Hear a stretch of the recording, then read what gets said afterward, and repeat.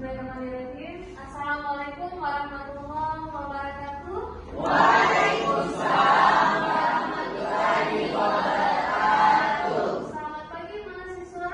Pagi. Apa kabar? Baik. Oke, sebelum kita memulai proses belajar mengajar, marilah kita berdoa terlebih dahulu yang dipimpin oleh ketua kelas Ahmad. Kita persilakan kepada Ahmad.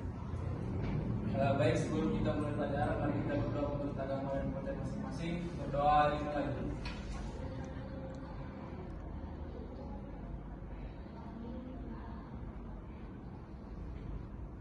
Berdoa selesai. Alhamdulillah, dengan doa tadi semoga proses belajar mengajar kita berjalan dengan lancar dan diridhoi oleh Allah Subhanahu wa taala. Amin. Karena sebelum kita masuk ke perkuliahan, tentunya Ibu akan mengambil dulu ya daftar hadirnya. Semua hadir? Hadir ya semua? Alhamdulillah hadir. Nanti silakan saudara mahasiswa isi absensi yang ada dan ditandatangani sesuai dengan perkenalan kita. Ya. Oke, sudah bisa kita mulai untuk perkuliahan hari ini? Sudah. Oke, sebelum kita masuk materi kita membahas tentang keterampilan mengajar kelompok kecil dan perorangan. Jadi Ibu mau evaluasi dulu materi kita sebelumnya.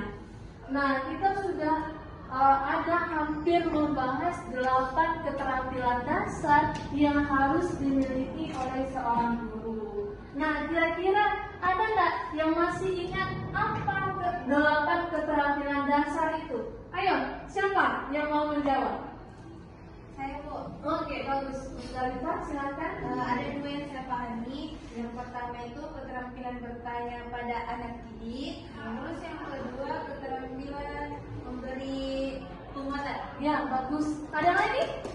Oke, bagus. Kita kemudian ada lagi?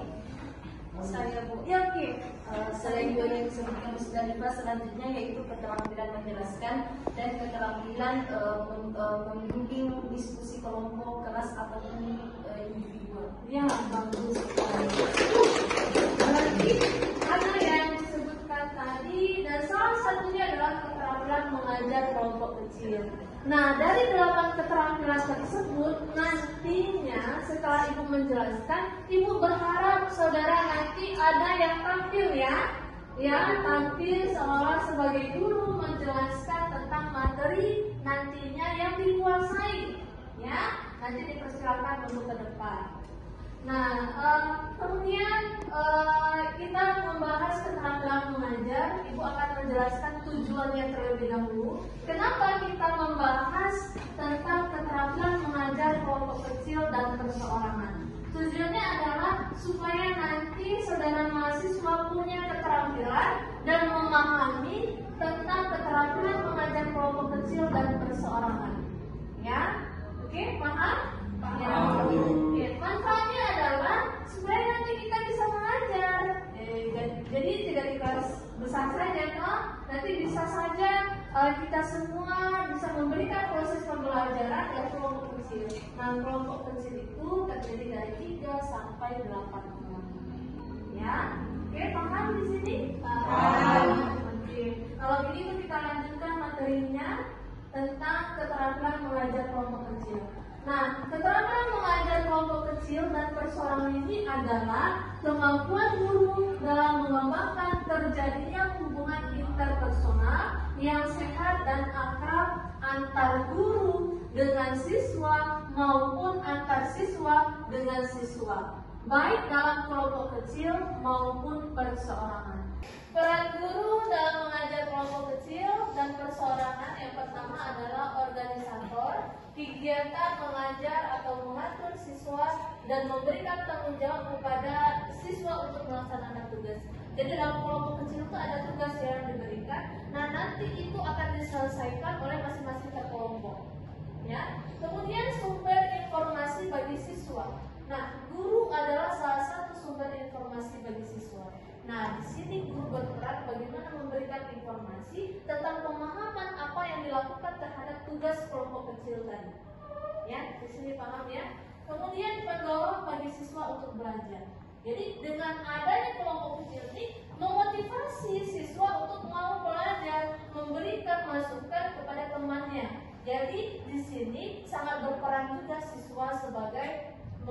informasi kepada temannya. Kemudian orang yang mendiagnosa atau kesulitan siswa serta memberikan bantuan yang sesuai dengan kebutuhan siswa.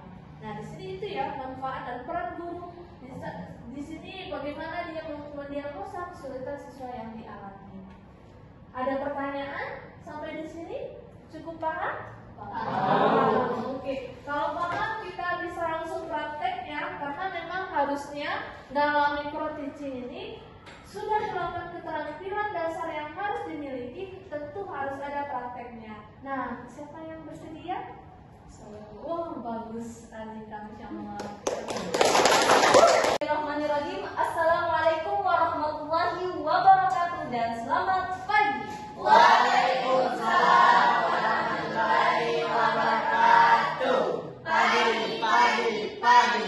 Luar biasa. Kompak ya. Jadi ketika ibu mengatakan Assalamualaikum warahmatullahi wabarakatuh dan selamat pagi, maka Ananda semua menjawab Waalaikumsalam warahmatullahi wabarakatuh dan selamat pagi.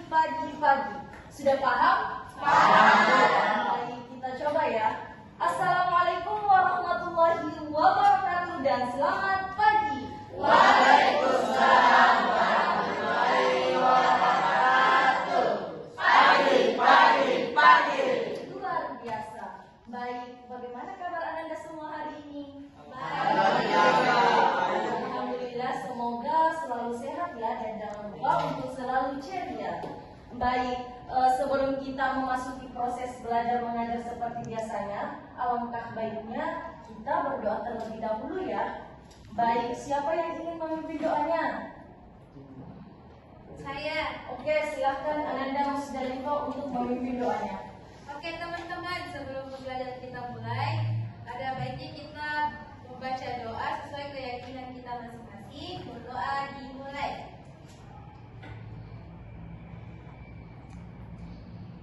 Doa selesai. Amin. Alhamdulillah, karena hari ini kita masih diberikan kesehatan, kesempatan untuk melaksanakan proses belajar mengajar seperti biasanya. Nah, untuk mengetahui kehadiran Ananda semua, Ibu ingin absen dulu ya. Baik, ketika Ibu menyebutkan nama Ananda, silakan Ananda menyebutkan satu kata ke Ibu yang menggambarkan perasaan Ananda hari ini. Sudah dipaham? Paham. Baik. Saudari Musdalifah Abu Bakar, Happy. luar biasa. Luciani, Alhamdulillah. oke. Selanjutnya Jimmy, Baik. good. Rahma, Semangat. oke. Ternyata hari ini hadir semua ya. Baik. Sebelum kita melanjutkan materi pada pekan sebelumnya, Ibu ingin mereview sedikit materi yang sudah dipelajari pada pekan lalu. Nah, apa ada yang masih ingat pekan lalu kita membahas materi tentang apa ya? Oke, silakan Ananda Luciani. Dengan ilmu pengetahuan semua akan menjadi mudah. Oke, luar biasa. Tepuk tangan. Ternyata di antara banyaknya mahasiswa hanya satu yang mengingat ya. Jadi pekan lalu kita membahas tentang dengan ilmu pengetahuan semua akan menjadi mudah. Oke, ada apa ada yang masih ingat pekan lalu itu kita juga membahas tentang pengertian ilmu pengetahuan. Apa sih itu ilmu pengetahuan? Ada yang masih ingat? Oke, silahkan Ananda Balkis. Jadi ilmu pengetahuan adalah pikiran seseorang dengan semua konsep dan gagasannya yang ditemukan di dalam ini kehidupan. Good, luar biasa.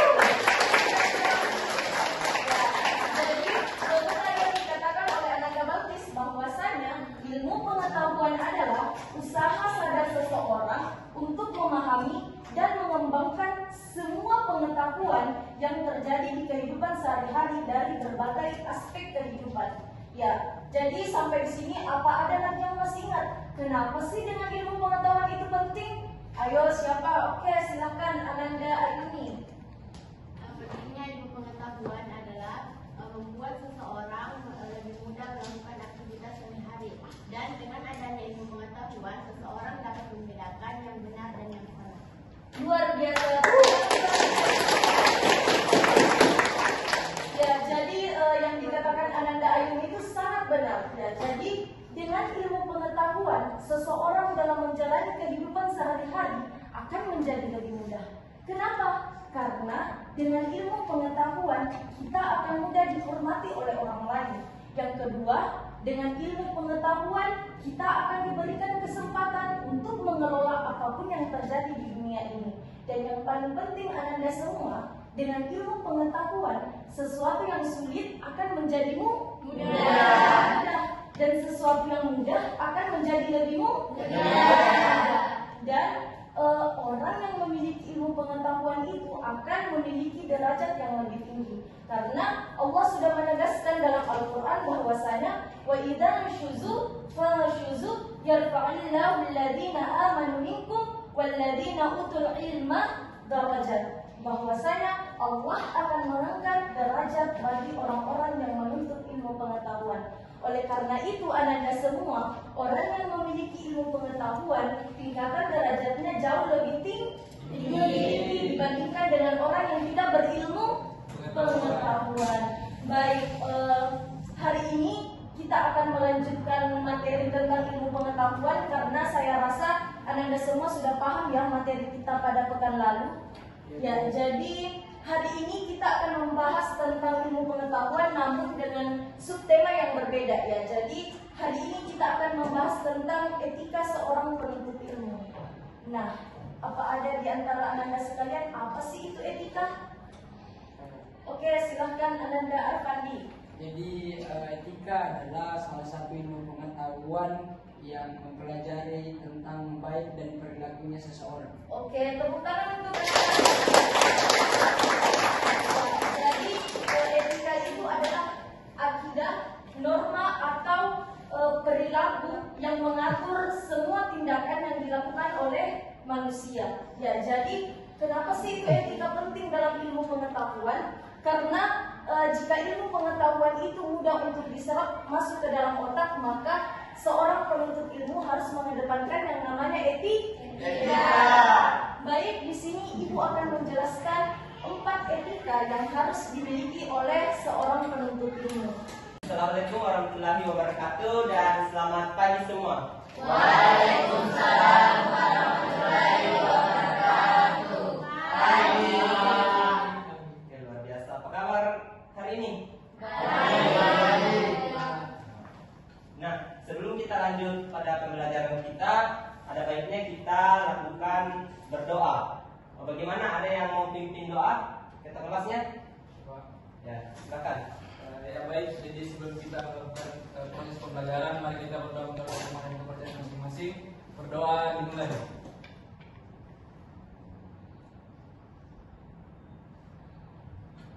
Berdoa selesai. Oke, terima kasih sudah dipimpin doanya. Sebelum kita lanjut, saya mau absen dulu atau di sini semuanya hadir semua? Semuanya. Oke, jadi Bapak tidak usah absen karena semuanya hadir. Iya, Pak. Nah, sebelum kita lanjut pada materi selanjutnya, saya mau bertanya dulu kepada anak-anakku sekalian. Ada yang tahu materi kita sebelumnya? Ada, Pak. Oke, baik, Faisal. Dengan saya minggu lalu itu kita bersama-sama membahas mengenai langkah-langkah apa saja yang harus kita lalui untuk menuju kesuksesan di masa depan. Oke, luar biasa. Di sini ada yang masih ingat bagaimana itu menuju langkah-langkah menuju kesuksesan? Saya Pak. Ya, baik. Jadi salah satu langkah untuk menuju kesuksesan itu adalah dengan cara melalui di bidang pendidikan. Ya, betul sekali. Nah, di sini anak-anak sekalian, langkah-langkah untuk menuju kesuksesan itu salah satunya itu melalui pendidikan, mulai dari tingkat TK, SD, SMP, SMA, bahkan sampai di perguruan tinggi. Nah, begitu anak-anak sekalian. Jadi di sini semuanya mukanya kayaknya kurang semangat. Bagaimana kalau kita lakukan dulu games? Bisa Pak? Bisa. Bisa. Oke. Nah, gamesnya ini kita hitung sampai 1 sampai 9 pakai tangan saja. Bisa? Bisa. 1. Oke? Bisa? Kita mulai. Semuanya berhitung ya. Oke, dimulai. 1, 2, 3, 4, 5, 6, 7,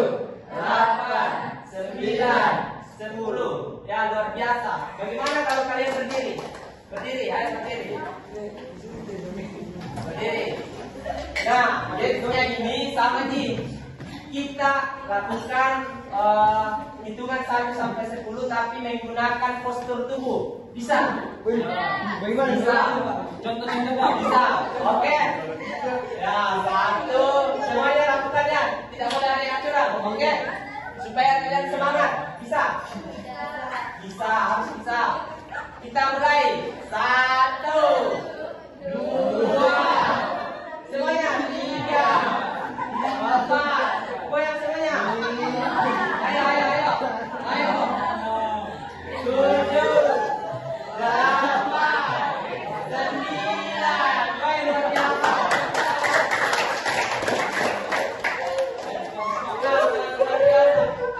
Bagaimana? Bagaimana? Sudah semangat? Sudah ya, semangat. Nah, baik. Oke, semuanya diam. Nah, kita lanjut materi. Nah, materi kita selanjutnya itu bagaimana kita merencanakan masa depan. Sebelum kita lanjut, ada yang tahu bagaimana itu merencanakan masa depan? Apa itu merencanakan masa depan? Saya Oke, baik, sudah lipat. dalam merencanakan masa depan kita harus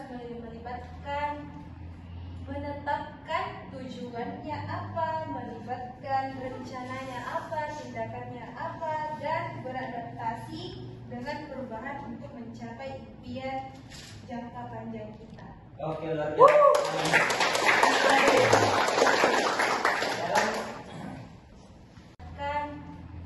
Menetapkan tujuannya apa, melibatkan rencananya apa, tindakannya apa, dan beradaptasi dengan perubahan untuk mencapai impian jangka panjang kita. Oke, luar biasa.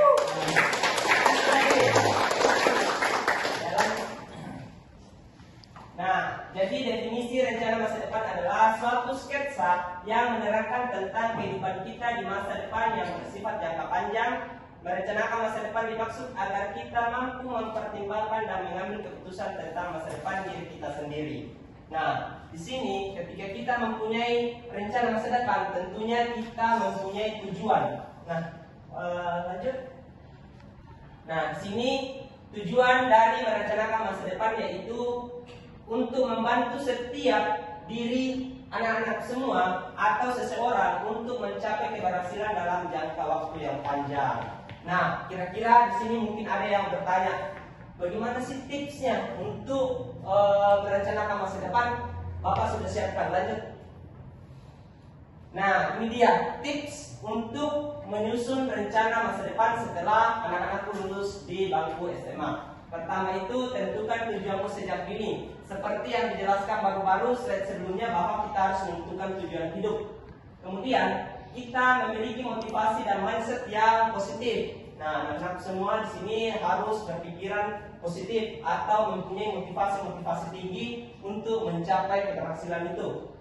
Kemudian terus tingkatkan keterampilan. Nah, di sini yang membahas tentang keterampilan, ketika anak-anakku semua sudah mempunyai keterampilan itu sebaiknya kita kembangkan.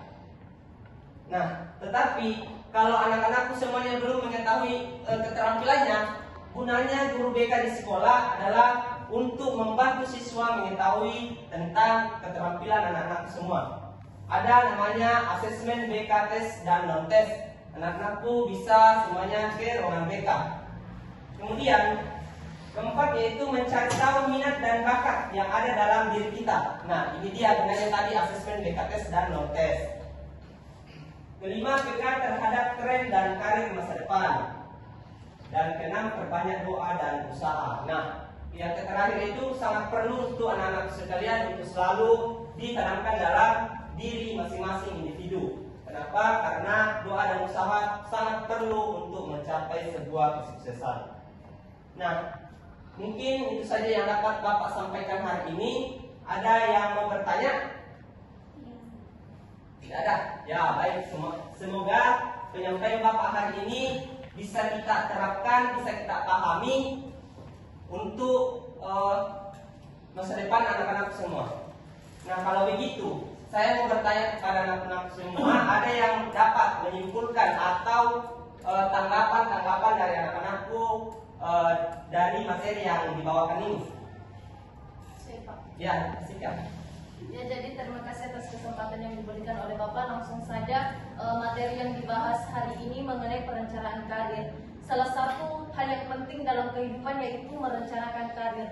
Dan untuk mencapai perencanaan karir yang baik, salah satunya yaitu menentukan tujuan sejak dini. Dan cara menentukan tujuan sejak dini itu dengan menempuh pendidikan. Terkadang banyak yang menganggap atau stereotip bahwasanya perempuan itu tidak usah sekolah tinggi-tinggi karena ujung-ujungnya pekerjaannya adalah ibu rumah tangga. Dan menurut saya itu adalah pendapat yang kurang baik. Karena kenapa? Justru seorang perempuan itu harus menuntut ilmu yang tinggi karena madrasatul ula seorang anak adalah seorang ibu. Jadi masa depan itu sangat perlu atau sangat penting untuk kita rencanakan sejak dini.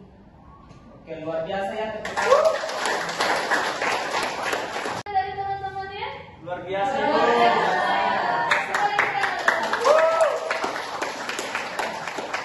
Berarti sudah cocok sekali ya untuk jadi guru. Cocok. Oke, yang lain lagi ya harus belajar. Nah, kita tunggu lagi untuk tampilan-tampilan berikutnya dari teman-teman atau dari mahasiswa semua di kelas ini. Oke, tadi kita sudah bahas ya, teman-temannya juga sudah tampil tentang materinya juga bagus-bagus tentang ilmu pengetahuan dan juga Jimmy juga sudah membahas. Nah, dari itu juga sudah membahas tentang keterampilan mengajar dalam kelompok kecil dan perseorangan. Nah, sebelum kita tutup, tentunya kita simpulkan terlebih dahulu materi yang kita bahas. Nah, mari kita simpulkan bersama-sama. Ayo, siapa yang mau menyimpulkan? Siapa? Iya, bagus sekali. Silakan Ali. Baik, kesimpulan dari materi yang saya pahami, materi yang pertama pentingnya dengan ilmu pengetahuan akan menjadi mudah. Dari yang saya pahami bahwa dalam menuntut ilmu kita perlu serius. Kemudian ada beberapa etika yang harus dipahami agar ilmu yang kita dapatkan bisa bermanfaat bagi orang lain. Kemudian untuk bagaimana cara merencanakan masa depan, yang pertama yang saya pahami itu untuk pertama kita harus memiliki tujuan hidup. Karena tanpa tujuan kita tidak bisa membawa tujuan hidup kita kemana nantinya. Jadi harus ada tujuan terlebih dahulu. Kemudian untuk yang kedua adanya usaha dan doa. Karena usaha tanpa doa itu sombong dan doa tanpa usaha itu bohong. Sekian dari saya. Bagus.